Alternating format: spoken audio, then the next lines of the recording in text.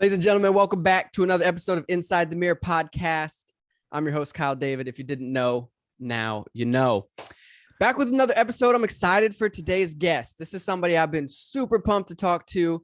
And as we get into it, it'll make more sense. But this is somebody who has been a good friend to me the past 8 months or so since I met him. And I won't go too far into it because you guys know I have the gift of gab, but he's a husband, he's a father, he's a sales leader, he's an executive.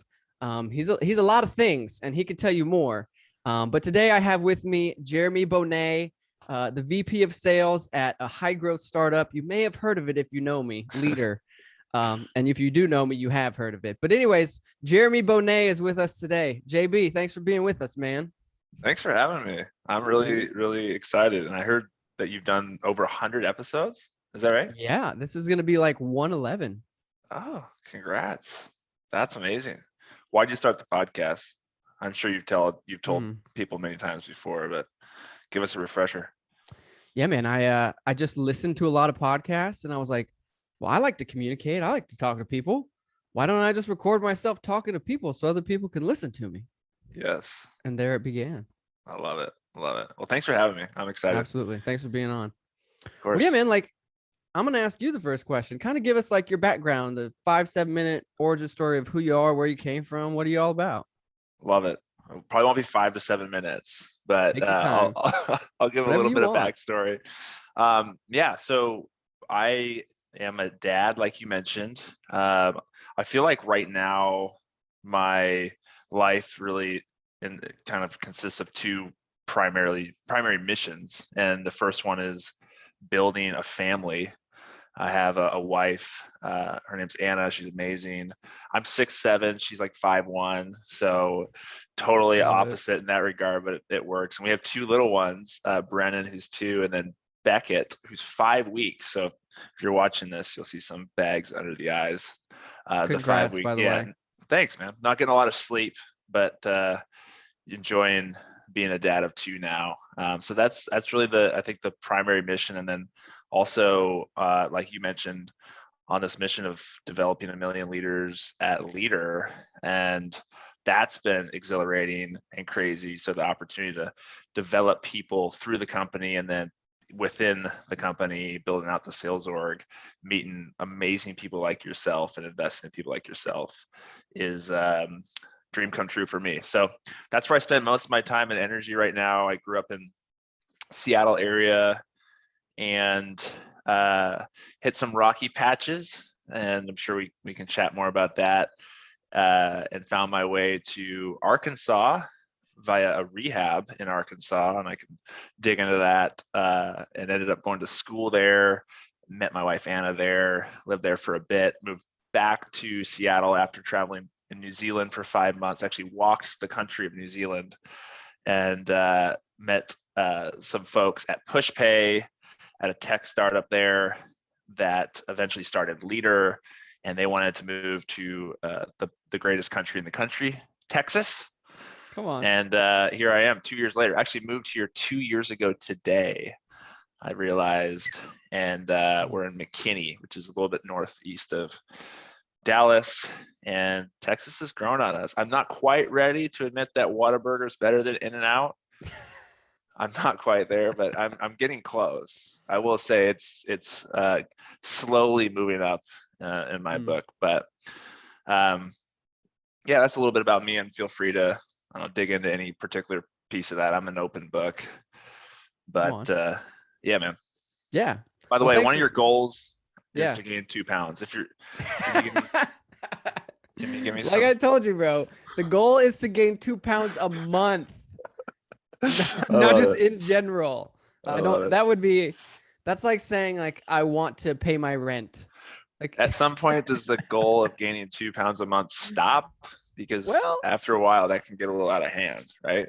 You know what? I got a long ways to go. You know, I was sick, and some of my friends know I was sick, so I lost a lot of weight. So the average American lives till what, 78? So if you go another 45 years, 2 pounds a month, that's like times 12 times 2. Somebody needs to do the math on that, but I'm pretty sure you're gonna want to stop that goal at some point. Like 570 pounds. It's incredible. Hey, again, shoot for the moon, right? Come on. Yeah. Yeah. I No, love bro. It'll change. That's for the year. 2 pounds a month for the year. So 24 pounds in total. it. I love We'll it. see how that Are works you out. are you lifting or I'm just about to eating? start lifting. just, Nice. just eating. I'm Nice. just gonna That's awesome, man. lack of Well physical done. activity. Well Well, done. thanks, man. I appreciate it.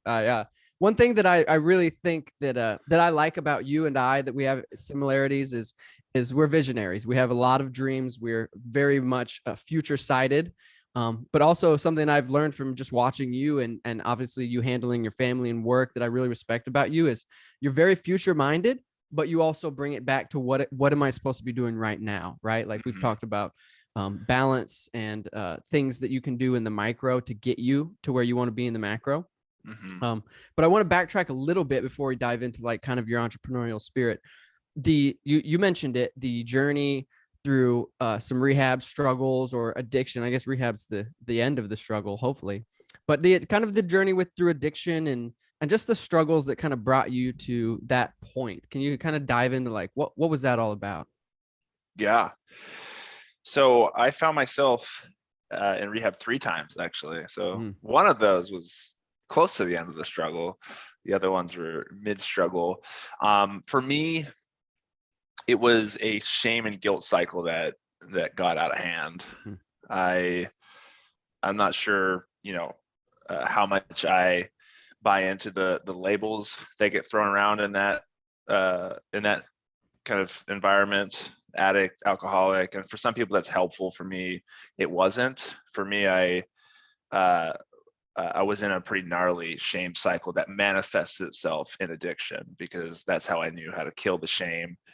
And of course, that worked for a period of time, and then it wore off, and I'd have more shame than I did before, and then I'd go back to something to a greater degree, and then so on and so forth. So that was a tailspin I found myself in kind of 2007 to 2010, and it was a very humbling time because most all my friends were kind of going along the path of life, the normal path of life, going to college, good schools, and here I was completely taken out of the normal kind of status quo looking at it now, and in rehab, which is nowhere that anybody expects to be and can be really humiliating in a lot of ways.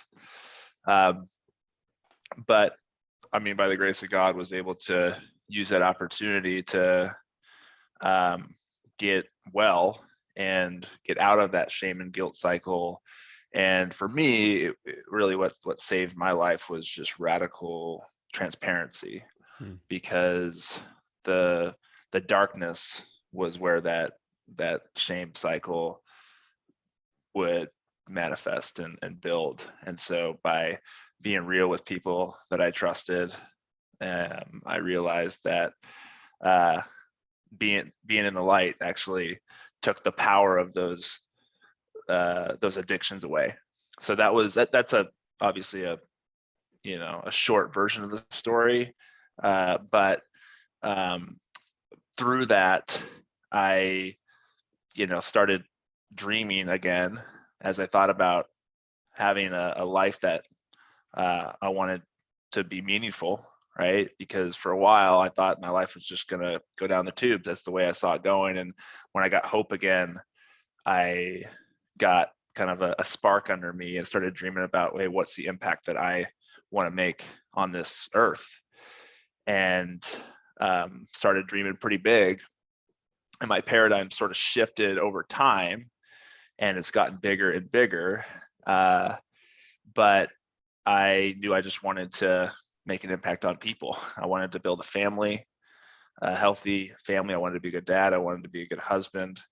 And then I wanted to make an impact on people. And I didn't know kind of what that would look like, but I knew that was a passion of mine because I saw what it did for me when there were people that saw something in me that I didn't see in myself and mm, decided to put in the work and invest in me when they had no business doing so. And mm. so I figured, hey, the least I can do is pay that forward.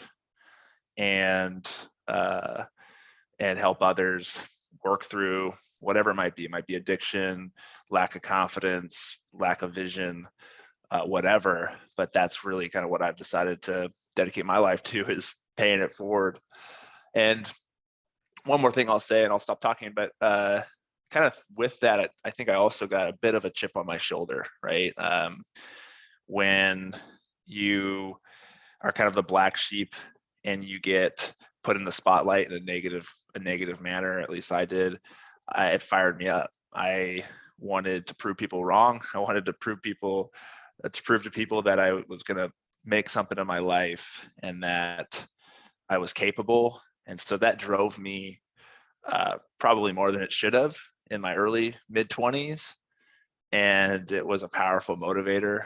But as I gotten further and further away from, being the screw up and being the black sheep, that's been less of a motivator. But I think early on, that's what got me going and fired me up. But yeah, it's been crazy to see over the last 10 years where God has taken my life and my family. It's unbelievable. I heard Donald Miller say this on a podcast the other day, like what somebody can accomplish and how somebody can grow in 10 years. I think we underestimate that a lot of times. The day-to-day gets really mundane, but the culmination of 365 days over 10 years can be pretty powerful. So I think I'm just scratching the surface, hopefully, God willing. But I'm grateful if I think about, sitting in rehab 10 years ago or whatever, where, God has taken me and my family in that time. That's huge. Thanks for sharing that, man. I think that's powerful. I think what you said there, radical transparency, is something that I've had to learn too, right? Because those that know me, and you kind of know my story a little bit, very similar, right? Ended up in rehab, had a bunch of addiction issues, and knew that I was just like you, I think. And I want to ask you about that. I knew that I had amazing potential in me, but there was that outward perspective that others had of me that did put that chip on my shoulder of, I'm going to prove these people wrong. And it did become unhealthy to a point. But did you always know, though, that you were capable of great things? I don't know.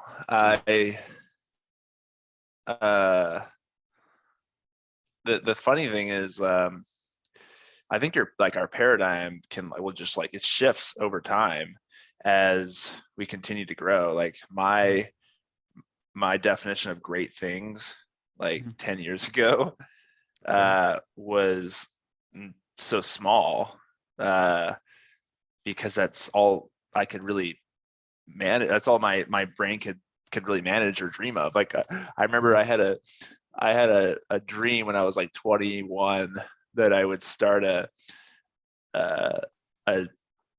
drink company that sold strawberry lemonade and iced teas. I was going to call it the Stronald Palmer. And my mentality was that, I love it. Yeah, my mentality was that if I could get that thing to market and if I could make that company successful, then my life was complete, right? And it's funny because like at that time in my life, that was a BHAG, like a bold, hairy, audacious vision and dream that was bigger than anything I could have imagined.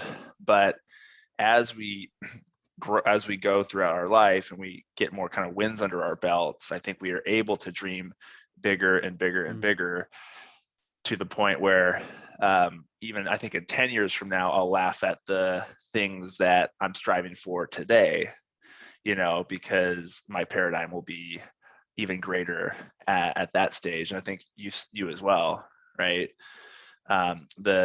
Maybe one example of that is, I run 50Ks like every, maybe 2 or 3 times a year. And when I tell people like who don't run that I run 50Ks, they're like, wait, what? Right. Like you run 31 miles? Like I didn't even know that was humanly possible. Like, are you kidding me? So, because their paradigm's so small. But when I'm in the running community and people are running 100-mile races, 200-mile races, 50K is like the cute little like weekend warrior race, right? And so it really is based on kind of your paradigm and your perspective. And so I don't know how I got on that rabbit trail. What was the question you asked? Yeah, I just asked if you always knew that you were capable of great things, and you were just saying like, Oh, you're basically saying it's just the power of compound interest almost, yeah. right? Yeah. Like you're saying, as you get wins, the wins stack on each other and they start to compound 100%. to where your vision 10 years ago, my vision 10 years ago, which was I was just going to learn how to run Taco Bells and then buy Taco Bells and then ride off into the sunset. But And that now was I'm like, at that time in your life, that was as big of a vision as you probably could have had, you right, know? right. I That's was so not sober. there you go. And then in 10 years from now, you'll laugh at the fact that, your vision today is what it is. And so I think that's 100%. just how it works. I agree with you. Yeah. So real quick, you mentioned Yeah. that the chip on your shoulder was a pretty big motivator for you early on. Is that something you still are motivated by? 100%. Okay. What happens? I don't mean when that that's goes 100% away? of my motivator. I mean that's it's a factor, 100% a factor. I think it's Okay. become less and less though. Honestly, it started when I was young. When I was homeschooled for a while. I was a son of a pastor, a little bit socially ostracized because I was just in the church circles and being homeschooled. So when I went into public school, and people were kind of like, "Oh, new guy, whatever, whatever." That's where I can remember vividly the chip began, or it was placed on my shoulder of, "Oh, okay, you guys don't want anything to do with me, or I'm kind of the outcast." Well, that's great. And then I wasn't always the greatest at sports, so that just added to the chip because I was like, "Oh, okay, you guys think because I'm not great at sports, I can't do great things." So I was always like, "Well, what can I do? I know I can do amazing things, but what is it?" And nobody thinks that it's this. It's not being cool. It's not being great at sports. What is it? Right? And so that's kind of the chips kind of stacked, right? You can compound things in a negative way as well. But I think that for me, and maybe you can speak to this, the chip has gotten lighter as I've realized and I've leaned into my faith and been like, God has a purpose for me and there is a plan for me. And it's not my job to figure it all out. It's my job to put in the work and trust the process and trust that he does have good things for me. And that lightens the load. Now I'm a human, man. At times I'm like, I gotta prove to the world that I can do great things. But also on the other side of that, I'm like, I don't have to prove to anybody anything. So there's that tension there. Yeah. What would you say to that? I don't know. As Yeah, it's someone good. also has I the think chip? it's like the difference between running from and running to. I think the chip on the shoulder, because you and I were outcasts or were considered failures, and that probably by your normal person in our darkest times, we wanted to kind of run from that, right? And that, I think that there's value in that, but I think it's temporary. At some point you get far enough away from that to where the motivation to run from it is much lower, and so you have to have something that you're running towards, and so for me it has sort of shifted from running from to running towards, and that's why you got to be really clear about your vision and your purpose. And I think that's where faith comes in, and making an impact for the kingdom, and identifying how you're best suited to make that impact. It's really good. Yeah, I totally agree with you. I think that is like the journey of life, right? Is like realizing where your identity is, what your identity is in, and then what, obviously you and I are believers, so we know our identity is rooted in Christ, and then determining what gifts has he given me and how do I execute upon those? Because I think a lot of times people look outside to identify their gifts from others or from culture or from external things, and they go, well, I want to be like that. But sometimes that may not be your gifting, right? So I think having people around you and understanding your gifting is so key to being able to execute on a vision, like you were saying. Yeah, 100%. Now, okay, so let's just call this out. You're the VP of sales at a high growth startup, and you were saying 10 years ago. First of all, titles don't mean anything. Hey, I was a director for a year. But I wanted to go to the highest level. I was the only person. I was the only person in the org, so I was the director of myself. Who, funny enough, is probably the hardest person to lead. So anyway, I cut you off. Keep going. No, you're good. No, but you're right. Titles don't matter, but they do matter because we need clicks, and we want people to get excited and be like, oh my gosh, he's the VP of what? And then lean in. So it's selfishly, that's why I said that. But as somebody that's like now at a position to, I love the word decacorn. It gets me geeked every time I talk about it. But we're building a decacorn startup that's just going to blow the roof off of things. But 10 years ago, you wanted to start a strawberry lemonade beverage company. So talking about vision changing, what was the journey as far as the successes that you stacked? You're part of PushPay. What were some of those wins that compounded to get you to where you are now? Good question. Yeah, like I said, I wouldn't have dreamed I could be a VP of sales of a 100+ employee hypergrowth startup 10 years ago. I just didn't have the paradigm for it, right? I still at times really struggle with the imposter syndrome, feeling like they got the wrong guy, and I think if we're all honest, that imposter syndrome's real, and can be crippling if we don't properly work through that. And but anyway, I when I was in rehab the last time, I was void of passion, and that's a really hard place to be. I'm sure you can resonate with that when you're kind of feeling lifeless. And for me, the only thing that really gave me life was temporary, harmful partying and all the things that got me to rehab. And so I was just like really semi-hopeless. I was wondering if I'd ever get passionate about something that was healthy ever again in my life. And so I met somebody when I was there who was working there, and he had hiked the Appalachian Trail. And when I first started talking to him, I didn't really understand what it was, and found out that there was a trail that went all the way from Georgia to Maine, 2,200 miles. And I could not believe it. Like, my mind was blown. But I just found myself like gravitating towards that adventure, and just like the idea of every single day seeing something completely different and the challenge of it. And I just started asking all these questions, and I just found, like, for the first time in years, this passion was welling up from within me. And I was like, I don't know if I should be doing that or not, but I know one thing, that this is the first time I felt passion, and I want nothing more than just more of that. And so I just, like, for 3 months when I was there, just peppered him with questions. And by the end, I'm like, I gotta do this. Like, I gotta follow my heart on this, because I'm just passionate about it, and I'm just like gravitating towards something that gives me life again, right? And I also was like really allured by the challenge of it, and I was seeing that Appalachian Trail adventure as an opportunity for me to prove to myself that I could do something hard, and I could finish something that I started. Right? I had gotten so sick of being the guy who would say stuff and do another, and would live kind of this double life. And I felt like that would really solidify this new beginning and this new version of myself by saying, I'm going to do this thing that's extremely hard, and I'm going to complete it no matter what. And so I did it.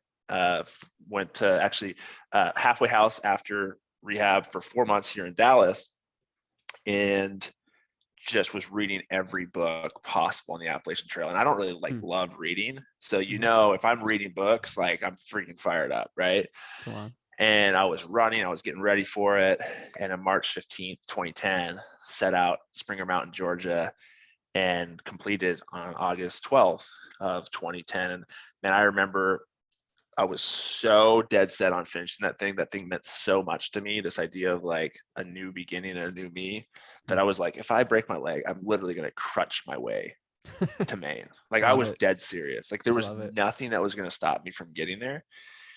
And for me, I think that was a huge kind of, I don't know, personal feather in my cap, and in like the sense of building confidence that I could do like kind of whatever I put my mind to. Mm-hmm.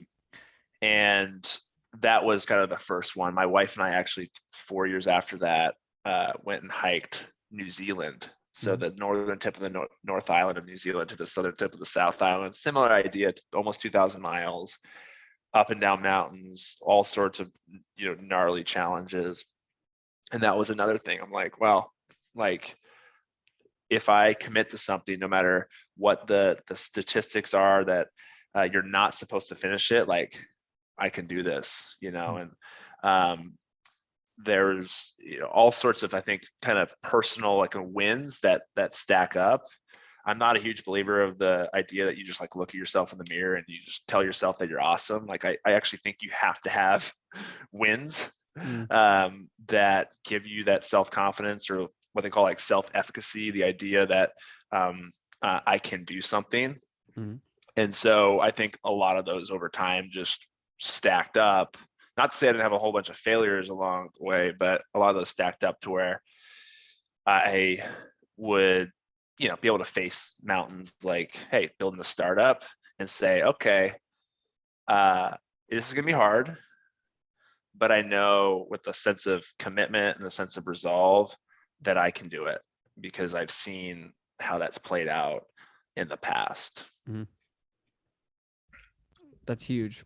So as far as like, so you even said right there, you say this a lot, and I love that you say this, and I've taken this too, because I believe in it a lot. Mood follows action. Yeah. And that's basically what you're saying, is this whole idea of look yourself in the mirror, you're incredible, you can do it, and then you just somehow that just happens. There's a lack of action there. There's no action there. Yep. And I mean that's incredible if someone can achieve that, but I don't think that's really a thing, right? You have to take action. Yeah. So you've taken a lot of action in your life.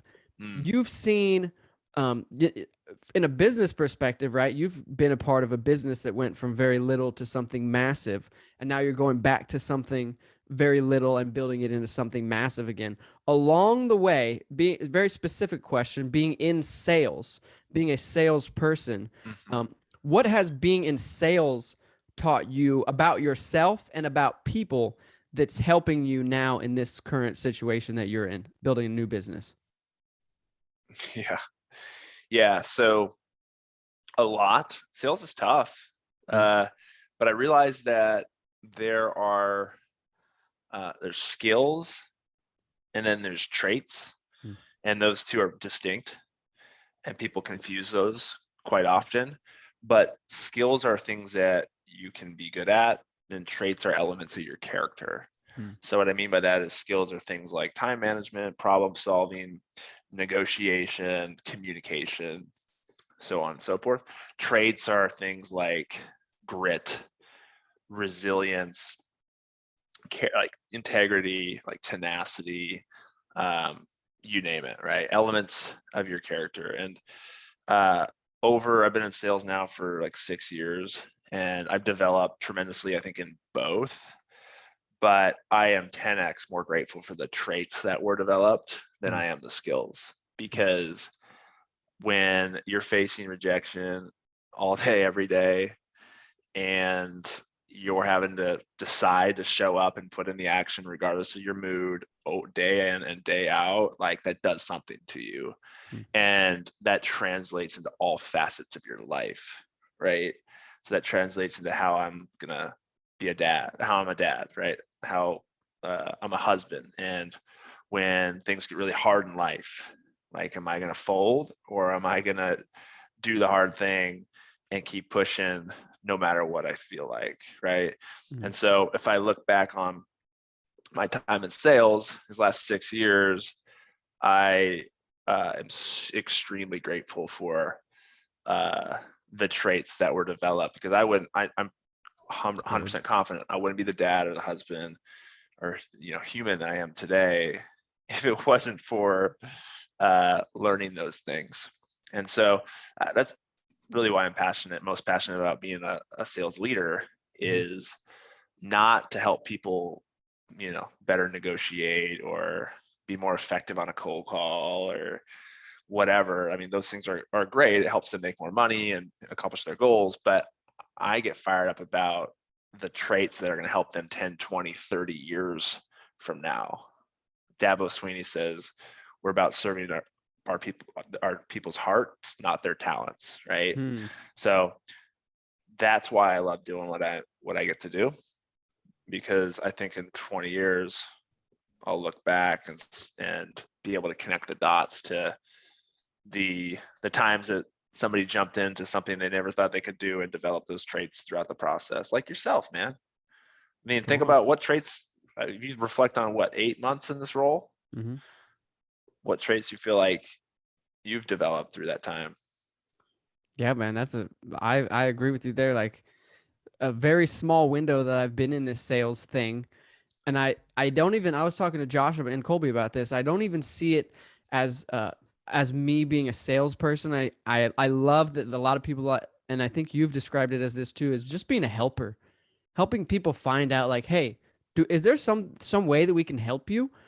And so for me, like, first of all, my perspective has shifted around sales of, I'm not trying to get someone to do something to benefit me. I'm actually trying to help them get to a place where they can understand if there's something that we can help them with.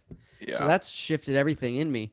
And it's just, for me, it's some of those words that you use, right? Grit, tenacity.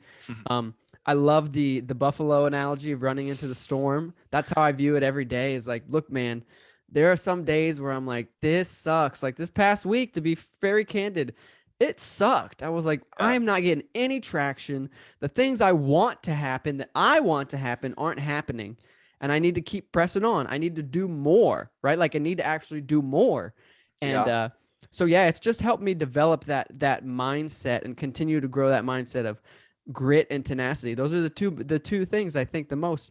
But also trust, man. Like learning to trust several different entities. One, trust you and Matt and James, and those are leaders. If for anyone listening, at Leadr, leaders at Leadr. It's always great to be redundant. Without the second E.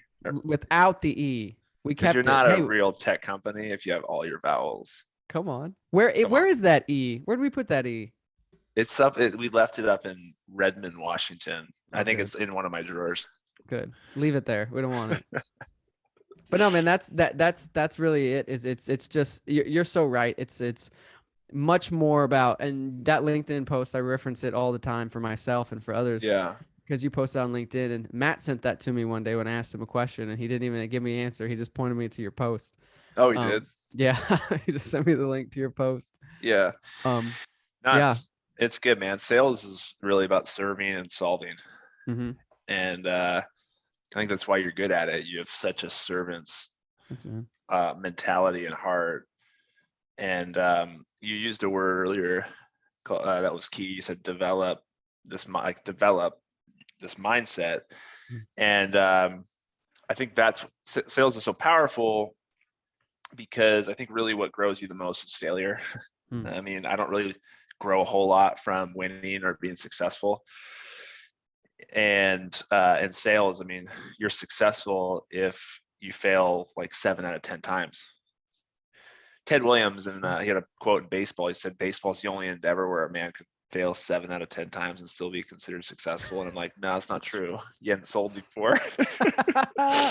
Sales is the same way.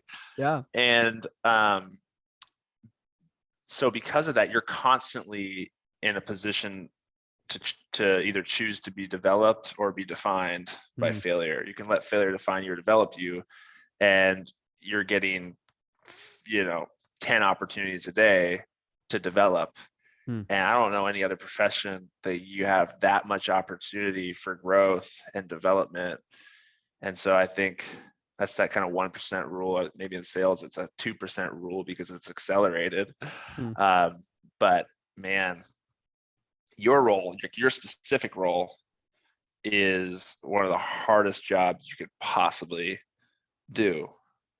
And to do it for a year, you'll be able to look back on this time and point to, wow, okay, I've approached the situation that I'm in right now the way I'm approaching it because of what I developed then, right? And so you will be extremely grateful. I know I am. because I did the role for a year. Did you? Yeah. That's why I have so much love and empathy for what SDRs go through, because I cut my teeth in it, and I remember how challenging it was, man. There's days I cried. Yeah, same. You too? I told someone the other day I cry about 5 out of 7 days a week, whether it's a good cry or a bad cry. You just need to get it out, I love it. That's the authenticity like we talked about earlier. That's right? so true. I think Brene Brown's dedicated her life to authenticity and vulnerability, but it'll set you free in a powerful way, is just to be you. And actually also through vulnerability, you're giving other people a gift. Because the reality is probably everybody on the team feels like crying 7 out of 5, 5 out of 7 out of 5 days. Right. So twice a day. 1.3 times a day. 5 out of 7 days. But for them to see somebody as successful as you, who's also wrestling and struggling, they're going to feel a opportunity to come out of isolation. Isolation is a really miserable place. It's probably the worst. One of the worst places you can be in life is feeling like you're alone. And when somebody's vulnerable about what they're going through, that gives them the gift to say, actually, I'm not alone. And I now have somebody I can talk to about my struggles. And so by you being real like that, you're giving people a pretty powerful gift. I love the saying, vulnerability breeds vulnerability. Right? It does. Yeah. Right. You're just giving people permission. Like by being authentic and being yourself, you're giving people permission. And on the opposite side of that as well, like we were talking the other day, and shout out to Sydney. Sydney may or may not listen, who knows? But me and her just go back and forth sometimes about casting vision, right? Like sometimes I get ahead of myself, which is, whatever. But I'm like, Sydney, just think about in 5 years when you're going to be here and we're going to be here and we're going to be doing this and this. And like, I can see the excitement. I see her get geeked. And then the other day she led a huddle where she was talking about casting vision. And I was like, yeah. And I'm not saying it was because of me, but when you cast vision for people, you give them permission to also cast vision for themselves. Right. Yeah. Because I think a lot of times people, again, I don't think you or me have lacked that. It's like you said, we've developed into having a larger paradigm, but I've always been able to be like, I want to do that and I could do that. But I know so many people that are like, I could never do that. I'll never be that. And that's so great. They could do that, but I just couldn't, so like you're saying, like vulnerability breeds vulnerability, but also casting vision. When you just do things that other people don't feel comfortable doing, you give them permission to do it. And that just excites the heck out of me. Anyways, that's a tangent. I want to ask you a very selfish question. You have a lot on your plate, right? Like you have a much fuller plate than I do, and then most of us do. You have a family. You obviously have to take care of yourself, right? Which is also a portion of the plate. You're running a business. You're leading it. Again, it's a hypergrowth business, so it's not like you're just showing up and punching a clock. Like you have a massively full plate. What are like the daily tactics or things that you do to keep yourself balanced so one area doesn't get out of whack in all the things that you have going on? This might not be the answer you want to hear. Give it anyways. We talked about being real. Vulnerability. I struggle with this. I actually been wrestling with something today, like literally today. So a story for you. Last night, 9 p.m., day was crazy. And Anna and I finally get a moment to sit on the couch and chat. And she is like, hey, wasn't tonight the guys' night for the kind of our church hangout? And I'm like, I don't know. Maybe I didn't see anything about it. And so I was like, let me go check. So I went over to my phone and I see the guy who led the guys' night had texted me 1 minute before and said, we missed you tonight. And I was like, dang, I missed it. And I was actually looking forward to it, but it just got lost in the shuffle and fell through the cracks. And so then I called my buddy who went this morning. And I'm like, hey, did you go to the guys' night last night? He's like, yeah.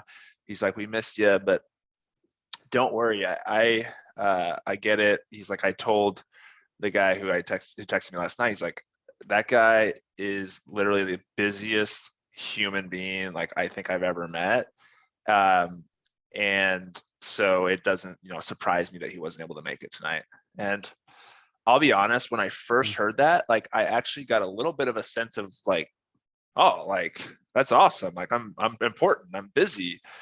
And as I've been processing that today, I realized that's a problem.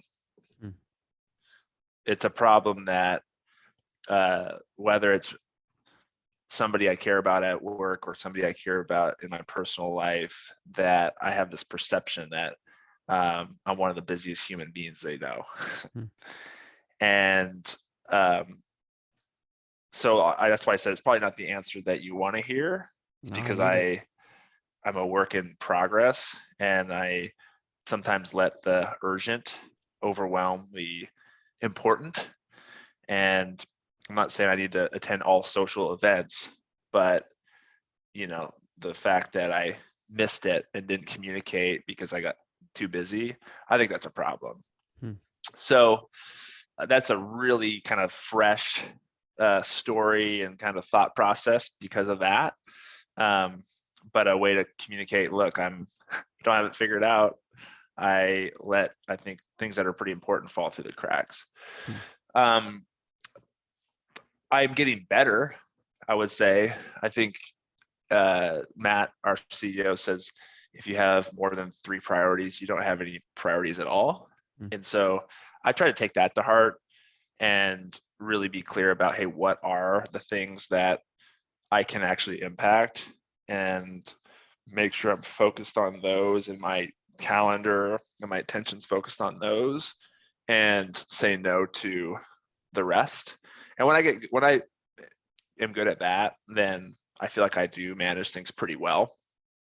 But of course, that's like almost takes like a daily refocusing, because the world's so noisy and loud and so much is asked of us. And if we're not super clear on an ongoing basis of what our top priorities are, then things get jumbled and balls get dropped. So I hope that helps.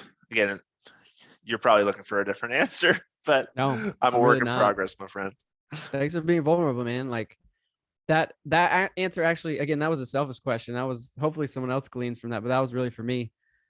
Yeah, thanks for sharing that, because that hits me. I'm nowhere near as busy as you, but I've always kind of like idolized, like, man, I do a lot of stuff. Like I say yes to this. Yeah, I'll serve at church. Yeah, I'll be in the community group. Yeah, I'll help do this. Yeah, I'll do this. I'll do this. Oh, look at me, how busy I am, and so Yeah, it's really cool to hear that. That actually speaks to me probably more than you know. Yeah.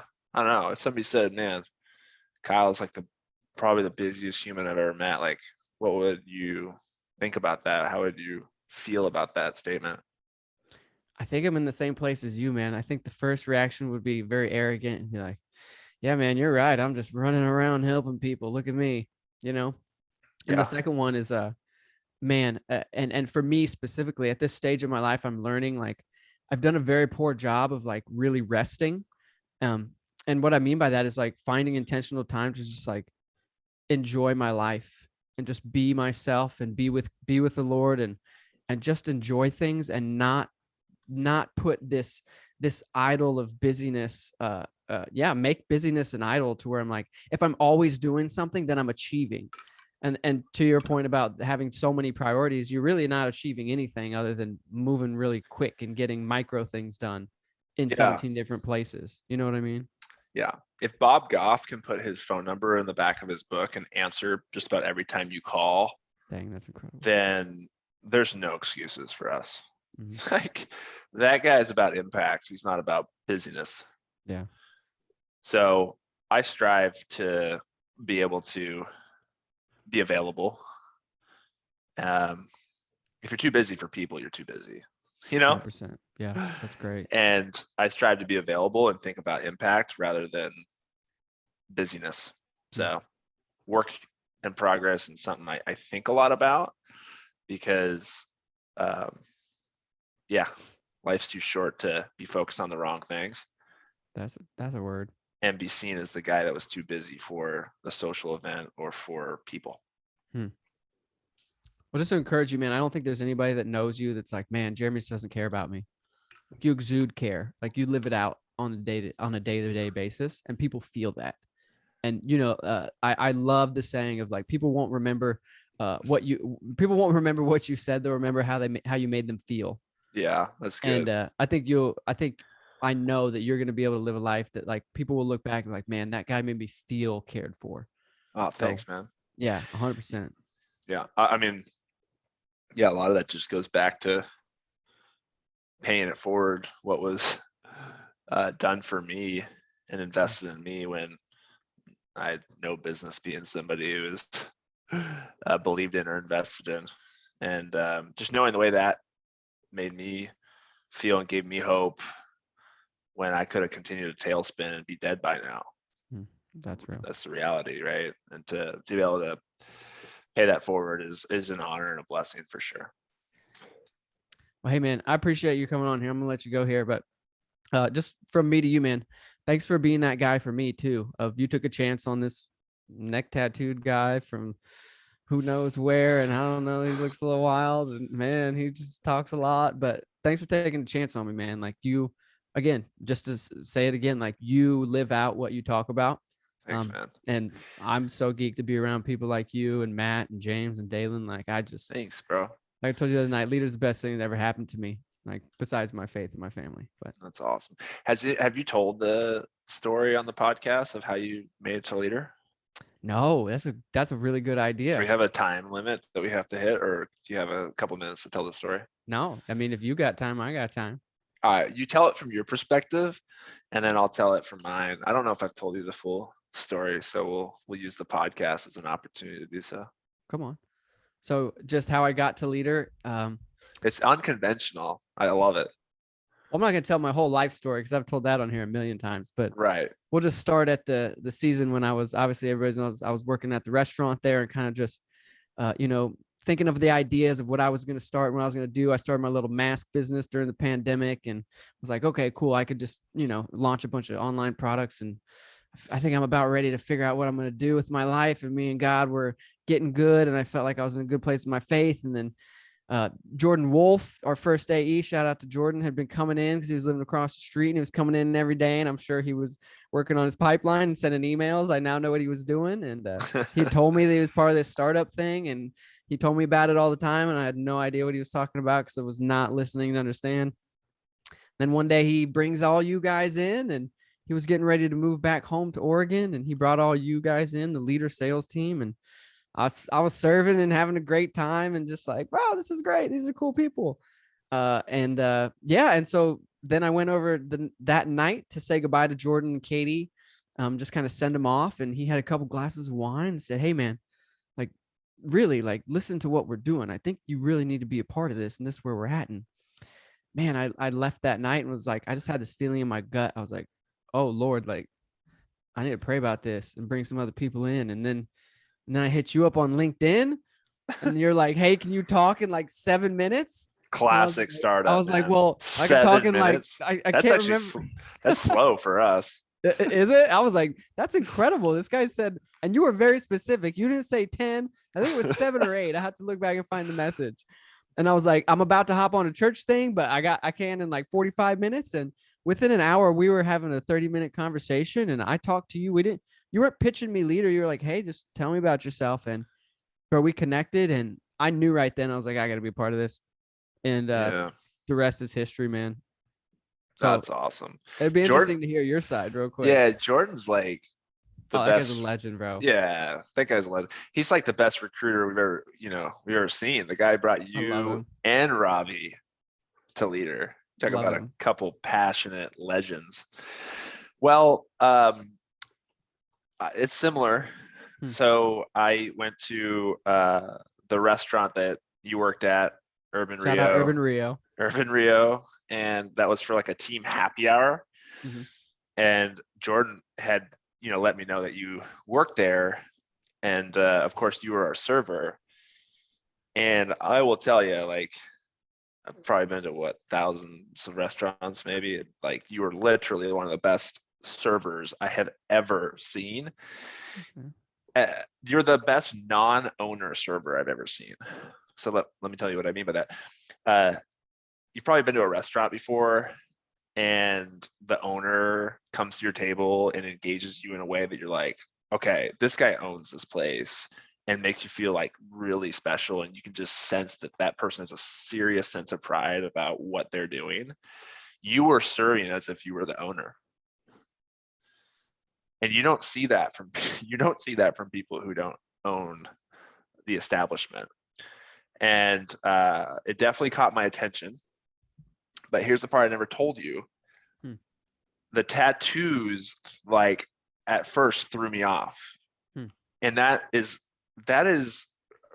pretty embarrassing for me to say, because I'm the guy who went through rehab 3 times and have all sorts of tattoos. You just can't see them, right? It's like my first perception was one of like, is this guy the real, like, is he the real deal? Like, it looks like, is he going to jive with, this team? Like, because, we have a lot of folks that are, had a pretty steady, easy life, and pretty conventional. I shouldn't say easy. And obviously I could tell there was a non-conventional background.